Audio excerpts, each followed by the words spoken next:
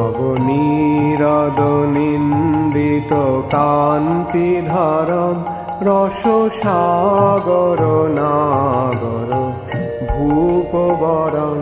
हरे कृष्णा, दंडवत प्रणाम। हम लोग श्रीमद् भागवतम के अष्टम स्कंद में हैं। 20 अध्याय चल रहा है। आज हम लोग श्लोक संख्या 21 से कंटिन्यू करेंगे। श्रीमद् भागवतम 8.20.21 ऑनवर्ड्स।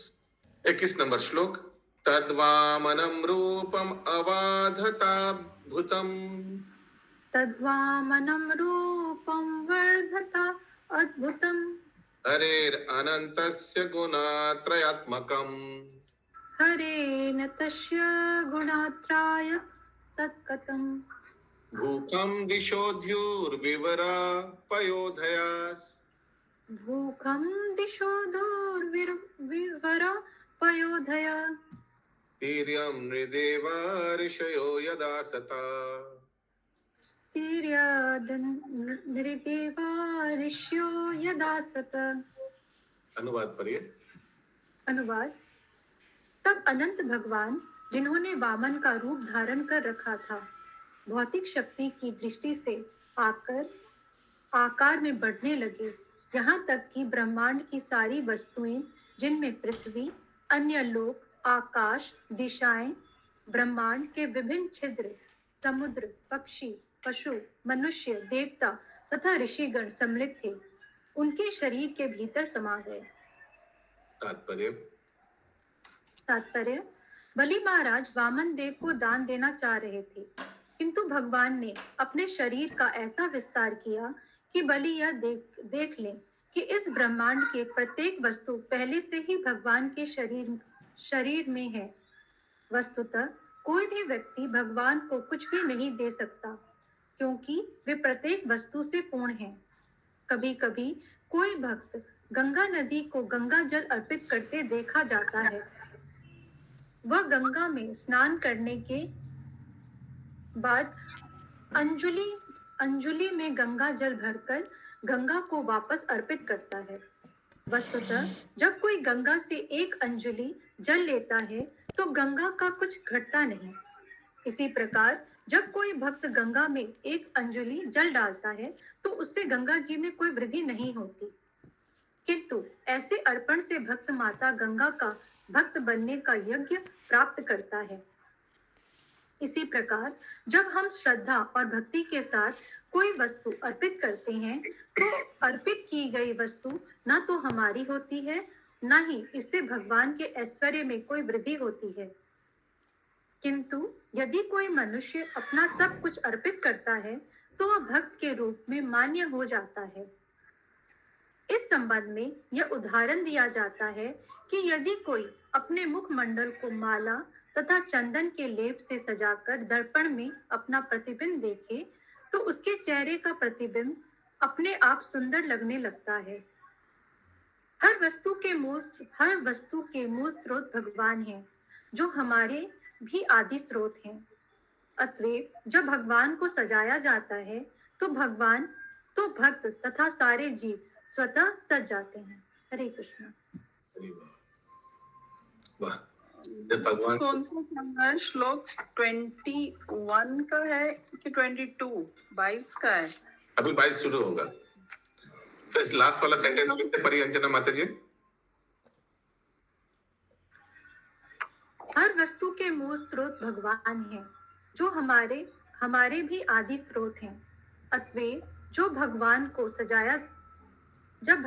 सजाया जाता है तो भक्त सारे जीव स्वतः सज जाते हैं। हरे कृष्ण। काये बलिस्तस्य महाविभूते। हरे कृष्णा प्रभु जी, which chapter? I'm not getting it. Daily class करते हैं, आपको कोई मार्किंग नहीं रहता क्या? प्रभु रहता है, but I'm not getting it right now. 22 chapter चल रहा है क्या? 22 नहीं, 22 नंबर श्लोक, 20 नंबर अध्याय। अच्छा 20 में आगे चली गई।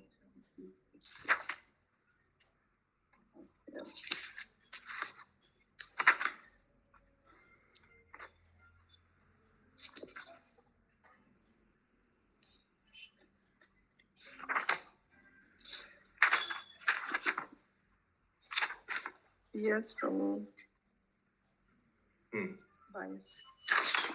काये बलिस्तस्य महाविभूते। स्पीड में पढ़िए। महाविभूते शाहत्विक आचार्य सदास्य एतत्। साहित्वगाचार्य एतत्। तदांश विश्वं त्रिगुणं गुणात्मके। तदांश विश्वं त्रिगुणात्मके। भूतेन्द्रियार्थाशय जीवयुक्तम्। भूतेन्द्रियार्थाशय जीवयुक्तम्। बलि महाराज ने अनुवाद। बलि महाराज ने अपने समस्त पुरोहितों, आचार्यों तथा सभी के सदस्यों सहित भगवान के विश्व रूप को देखा जो षड ऐश्वर्यों से युक्त था। उस शरीर में ब्रह्मांड की सारी वस्तुएं विद्यमान थीं। सारे भौतिक तत्व, इंद्रियां, इंद्रिय विषय, मन, बुद्धि, अहंकार, विविध जीव तथा प्रकृति के तीनों गुणों के कर्म तथा उनके फल। तात्पर्य। भगवत गीता में भगवान। रुकिए, रीडिंग क्लास नहीं हो रहा है। पहले आप ना सीधा बैठिए। आप टेढ़ा करके पढ़ रहे हैं तो साउंड उतना अच्छा क्वालिटी नहीं आ रहा है। Please try to face the camera and read slowly so that everybody understands each and every word. तो भगवान ने पिछले श्लोक में अपना साइज बढ़ा दिया है ना। इतना बड़ा कवर्ड एवरीथिंग। पूरा ये त्रिलोक को पूरा कवर कर लिया भगवान। तो ये सब लाइक विश्व रूप जैसा हो गया। और वामन देव को इस रूप में बलि महाराज देखा है।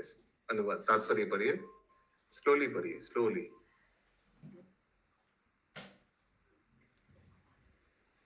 भगवत गीता में भगवान कहते हैं, अहम सर्वस्य प्रभवो मत सर्वम प्रवर्तते। कृष्ण हर वस्तु के उद्गम हैं। वासुदेव सर्वम इति। कृष्ण सर्वस्य हैं। मत स्थानी सर्वभूतानि न चाहम तेष्व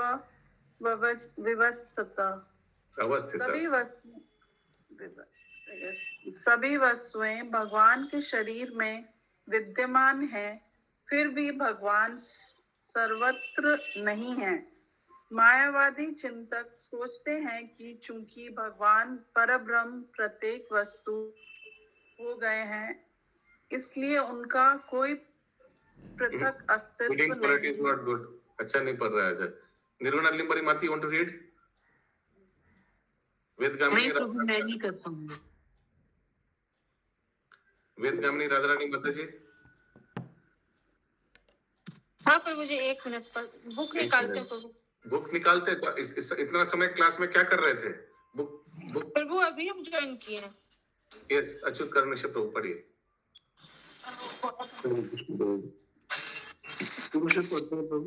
हाँ पढ़िए।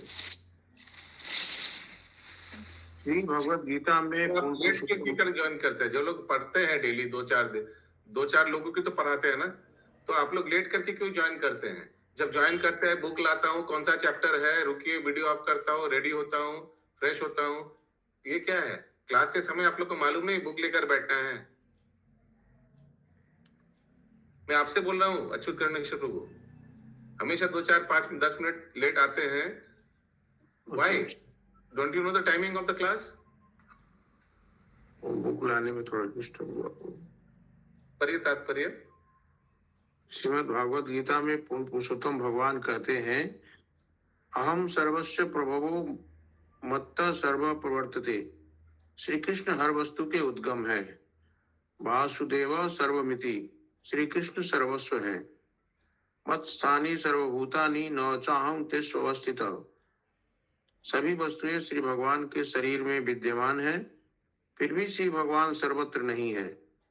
मायावादी चिंतक सोचते हैं कि चूंकि पूर्ण पुरुषोत्तम भगवान परम सत्य प्रत्येक वस्तु हो गए हैं, इसलिए उनका कोई पृथक अस्तित्व नहीं है।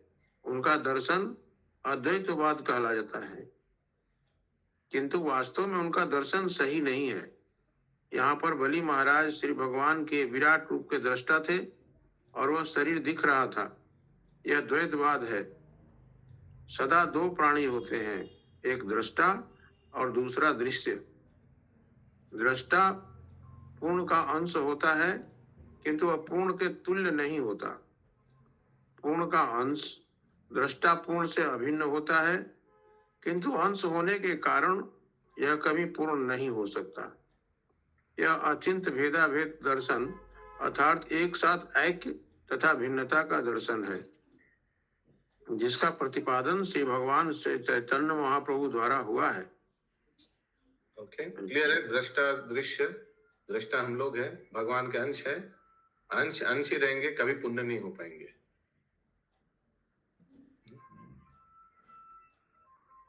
हरे कृष्ण प्रभु, एक जगह और आया था, इस उपनिषद में शायद आया था ये ओम पूर्णम पूर्णमिदम पूर्णमिदम, ये जो है वहां पर तो कहा गया कि पूर्ण से जो अंश है वो भी पूर्ण है। हाँ, आत्मा तो पूर्ण ही है, उनसे क्या अंश है? हम लोग अपुण्य है क्या? हम लोग आत्मा अपुण्य है क्या? पुण्य ही तो है, पूरा एक जीवात्मा ही तो है। आधा जीवात्मा है क्या हम लोग? ना, यहाँ पर पूर्ण नहीं हो सकता ये लिखा गया ना, इसलिए पूछे प्रभु। नहीं, पूर्ण मीन्स भगवान नहीं बन सकते। अच्छा, अंश अंश ही रहेंगे, लेकिन अंश के नाते हम लोग तो पूर्ण अंश है ना, उन्हें आधा तो नहीं है। ऐसा नहीं कि आधा अंश है, पूरा ही तो भगवान का अंश है। हम लोग जीव हैं, अपना अस्तित्व है, आधा अस्तित्व तो नहीं है, ऐसा नहीं है ना, संपूर्ण अस्तित्व तो है। अच्छा, लेकिन कभी भी जिनसे आया सोर्स नहीं बन सकते। बेटा बेटा ही रहेगा, बाप बाप ही रहेगा, यही इसका अर्थ है। अच्छा, ओके। 23 नंबर श्लोक। रसाम अचस्तांग्री तले अथ पदयो पादयो रसाम न चेष्टांग्री तले अथ पादयो महिम महिद्रान महिम महिद्रारन पुरुषस्य जंघयो नहिं महीन्द्रान् पुरुषस्य जङ्घयो पतत्रिनो जानुनि विश्वमूर्तेर् पतत्रिणो जानुनि विश्वमूर्ते पूर्वोर्गणान् मारुतम् इंद्रसेन ध्रुवोर्गणं मारुतम् इंद्रसेन। अनुवाद। तत्पश्चात राजा इंद्र के आसन पर आसीन बलि महाराज ने अधो लोकों को यथा रसातल को श्री भगवान के विराट रूप के पांव के तलवों पर देखा। उन्होंने श्री भगवान के पांवों पर भूमि की सतह को, पिंडलियों पर सारे पर्वतों को, घुटनों पर विविध पक्षियों को तथा जांघों पर वायु के विभिन्न वायुओं मरुदगण को देखा। तात्पर्य यहाँ पर श्री भगवान के विराट रूप की पूर्ण रचना के प्रसंग में विश्व की स्थिति का वर्णन किया गया है। इस विराट रूप का अध्ययन तलवों से शुरू होता है। तलवों के ऊपर पैर, पैरों के ऊपर पिंडलियां तथा पिंडलियों के ऊपर घुटने तथा घुटनों के ऊपर जांघें होती है। इस तरह विराट शरीर के सारे अंगों का एक एक करके वर्णन हुआ है। घुटनों पर पक्षियों का स्थान है और उसके ऊपर विविध वायु मरुदगण है। पक्षी पर्वतों के ऊपर उड़ सकते हैं और पक्षियों के ऊपर वायु के विविध प्रकार होते हैं। हरे कृष्ण। स्ट्रेटोस्फियर, क्या अलग अलग layers of the atmosphere, atmosphere, stratosphere होता है ना, लेयर, अलग अलग लेयर। पंछी यहाँ तक जा सकते हैं, उसके ऊपर नहीं, एक दो ही जा सकते हैं इसके ऊपर। अगला श्लोक 24 नंबर। तो बामन देव ने 3 पग भूमि मांगे थे, 3 पग ले रहे हैं। पहला पग से क्या किया? अधोलोक। दूसरा पग से ऊर्ध्वलोक। फिर पूछेंगे कि हम तीसरा पैर कहाँ रखे, 3 का बात हुआ था। ठीक है, तो अभी पहला पैर का बात किया जा रहा है।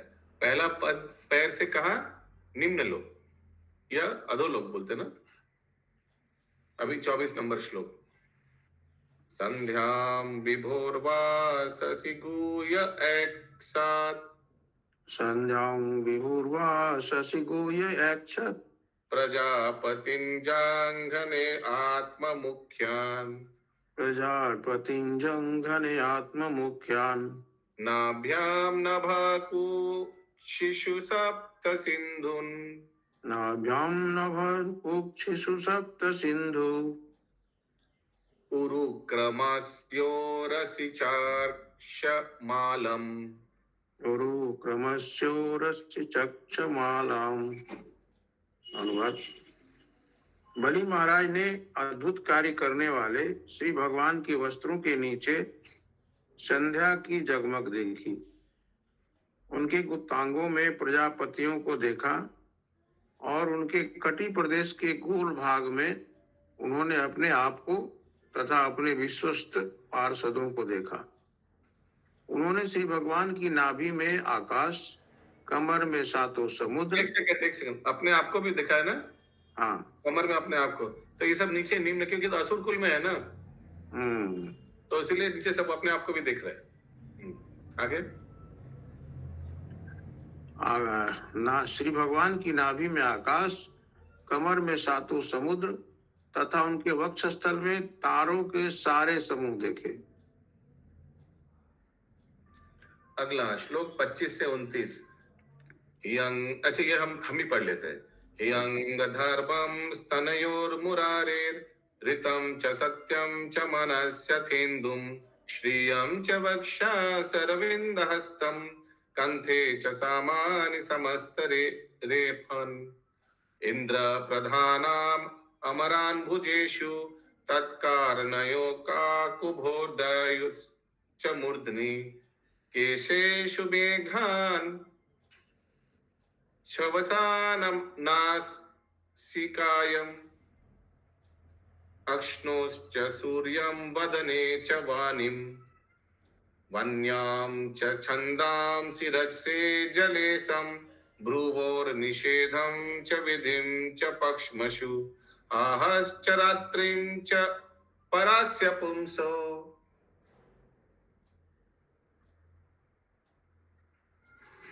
मन्युं ललाटे अधर एव लोभं स्पर्शे च कामां नृपरेतस्तंभा पृष्ठेद अधा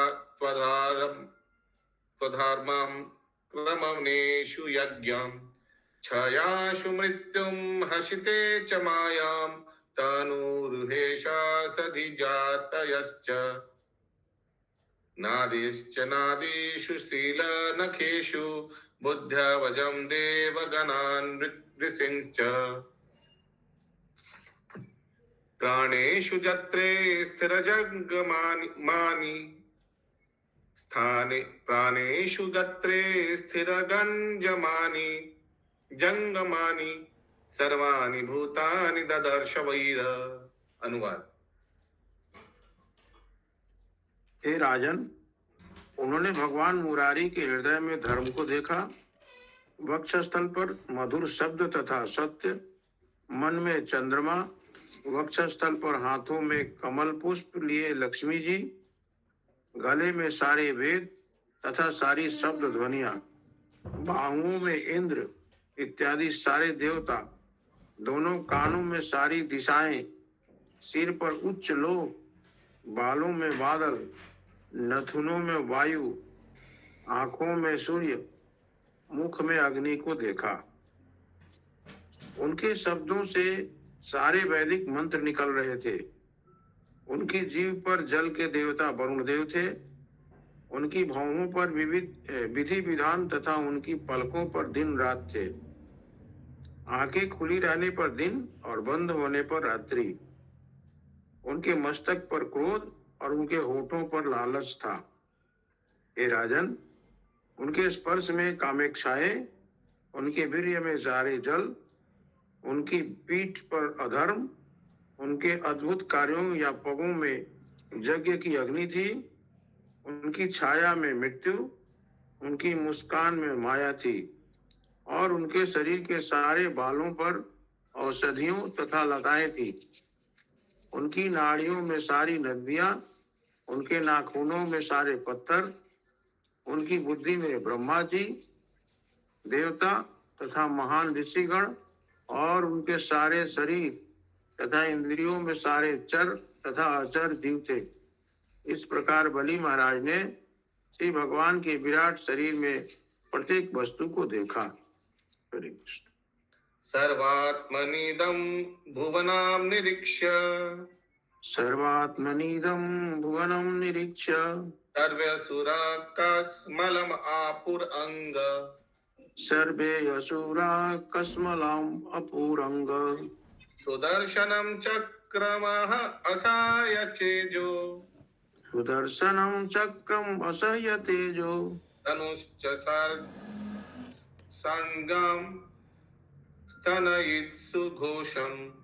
धनुश्च सार्गं स्तनयुग्मघोषम्। अनुवाद। हे राजन, जब महाराज बलि के समस्त असुर अनुयायियों ने पूर्ण पुरुषोत्तम भगवान के विराट रूप को देखा, जिन्होंने अपने शरीर के भीतर सब कुछ समा लिया था, और जब उन्होंने श्री भगवान के हाथों में सुदर्शन नामक चक्र को देखा जो असह्य ताप उत्पन्न करता है, और जब उन्होंने उनके धनुष की कोलाहलपूर्ण टंकार सुनी, तो इन सब के कारण उनके हृदयों में विषाद उत्पन्न हो गया। हरे कृष्ण। पर्जन्य घोषो जलजा पंचजन्य पर्जन्य घोषो जलजा पांचजन्य कौमोदकी विष्णु गदा तरस्विनी कौमोदकी विष्णु गदा तरस्विनी विद्याधरोषि शतचंद्र युक्त विद्याधरो असि शतचंद्र युक्त तुनोत्तमाक्षया सा यकौच स्तूणोत्तमावक्षय सायको च। अनुवाद। बादल जैसी गर्जना करने वाला श्री भगवान का पांचजन्य नामक शंख, अत्यंत वेगवान कौमोदकी नामक गदा, विद्याधर नामक तलवार, सैकड़ों चंद्रमा जैसे चिन्हों से अलंकृत ढाल एवं तर्कसों में सर्वश्रेष्ठ अक्षय सायक, ये सभी श्री भगवान की स्तुति करने के लिए एक साथ प्रकट हुए। सुनंद मुख्य उपतस्तु ईशम सुनंद मुख्या उपतस्तु ईशम पार्षद मुख्य सह लोकपाल पार्षद मुख्या सह लोकपाला पुरत किरीटांगदमीन कुंडल स्फुरत किरीटांगदमीन कुंडल त्रिवत्सरत्नोत्तम मेखलांबरी श्रीवत्सरत्नोत्तम एखलांबरे मधुव्रत श्रावणमालयावृतो मधुव्रतस्तग्नमालयावृतो रराज राजन् भगवानुरुक्रमा राजन् भगवानुरुक्रमा क्षितिं पदैकेन बलैर्विचक्रमे क्षितिं पदैकेन बलैर्विचक्रमे नाभा शरीरेण दिशश्च बाहुभिः नभा शरीरेण दिशश्च बाहुभिः। अनुवाद। सुनंद तथा अन्य प्रमुख पार्षदों के साथ साथ विभिन्न लोकों के प्रधान देवों ने श्री भगवान की स्तुति की, जो चमकीला मुकुट, बाजूबंद तथा चमकदार मकराकृत कुंडल पहने हुए थे। श्री भगवान के वक्षस्थल पर श्रीवत्स नामक बालों का गुच्छा एवं दिव्य कौस्तुभ मणि थे। वे पीत वस्त्र पहने थे, जिसके ऊपर कमर की पेटी बंधी थी। वे फूलों की माला से सज्जित थे, जिसके चारों ओर भंवरे मंडरा रहे थे। हे राजा, इस प्रकार अपने आप को प्रकट करते हुए अद्भुत कार्यकलापों वाले पूर्ण पुरुषोत्तम भगवान ने अपने एक पग से संपूर्ण पृथ्वी को, अपने शरीर से आकाश को और अपनी भुजाओं से समस्त दिशाओं को ढक लिया। तात्पर्य। कोई तर्क कर सकता है, जब बलि महाराज ने वामन देव को उनके कदमों द्वारा नापी गई भूमि देने का वचन दिया था, तो भगवान वामन देव ने आकाश को क्यों घेर लिया? इस प्रसंग में श्रील जीव गोस्वामी कहते हैं कि कदम के अंतर्गत ऊपर तथा नीचे का सारा क्षेत्र सम्मिलित रहता है। जब कोई खड़ा होता है तो वह निश्चित रूप से आकाश का कुछ भाग और अपने पगों के नीचे भूमि की कुछ मात्रा को घेरता है। अतएव जब भगवान ने अपने शरीर के समस्त आकाश को घेर लिया तो यह उनके लिए कोई असामान्य बात नहीं थी।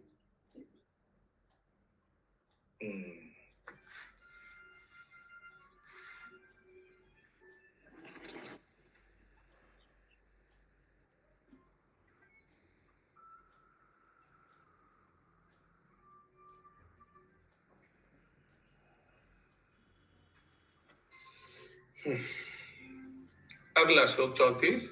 पादम पदम द्वितीयम क्रमतस्त्रिविष्टपम पदम द्वितीयं क्रमतस्त्रिविष्टपम् न वै तृतीयाय तदीयमन्यपि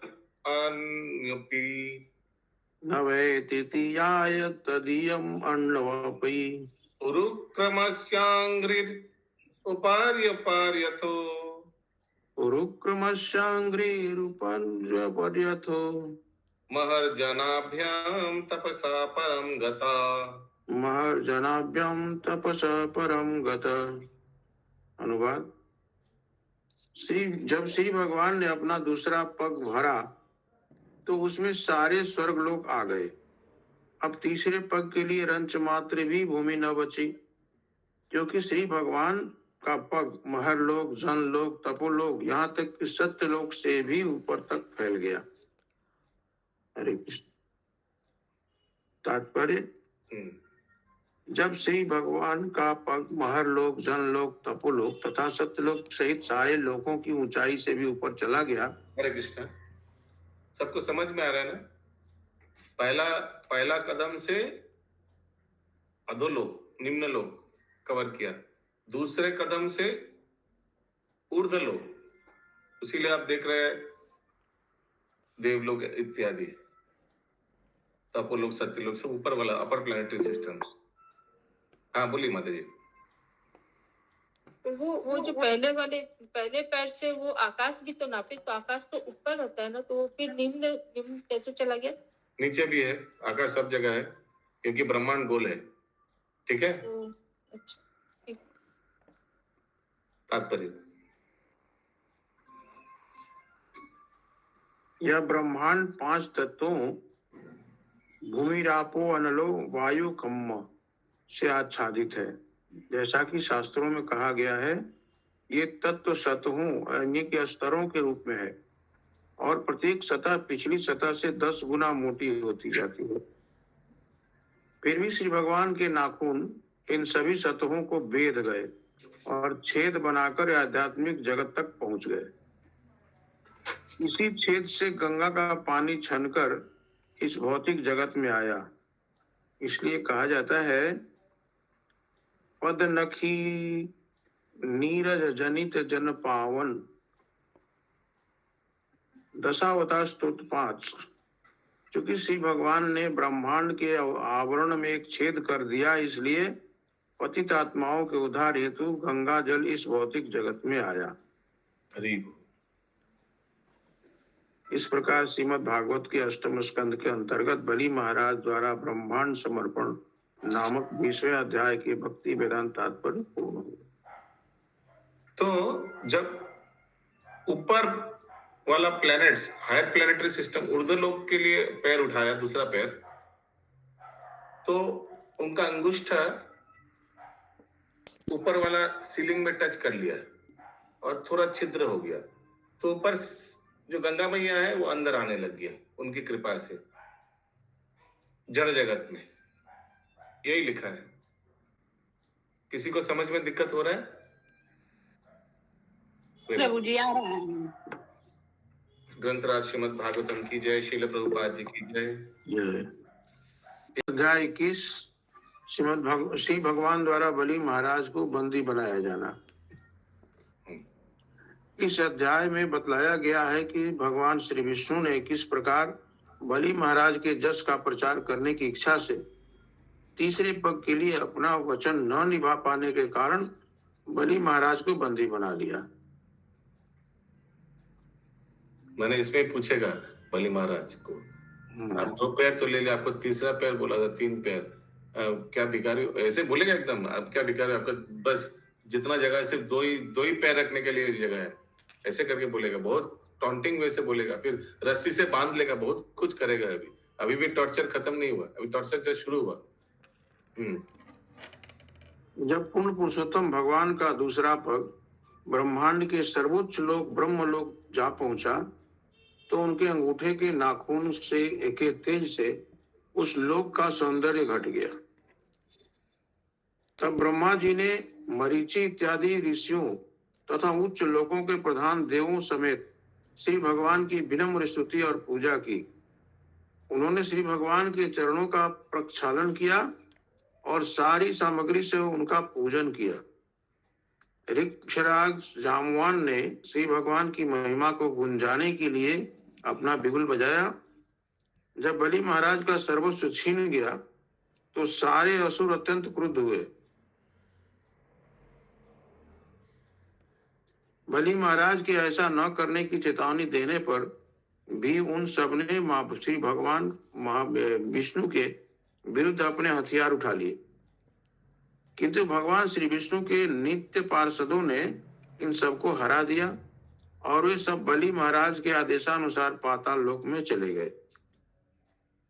भगवान श्री विष्णु के वाहन गरुण ने उनका मंतव्य समझकर तुरंत ही बलि महाराज को वरुण के पास से बंदी बना लिया। जब बलि महाराज इस तरह असहाय अवस्था में पड़ गए तो भगवान श्री विष्णु ने उनसे तीसरे पग की भूमि मांगी। जब बलि महाराज अपना वचन पूरा न कर पाए तो भगवान विष्णु ने उनके संकल्प तथा दृढ़ व्रत को देखते हुए उन्हें सुतल लोक में स्थान प्रदान किया, जो स्वर्ग लोक से बढ़कर है।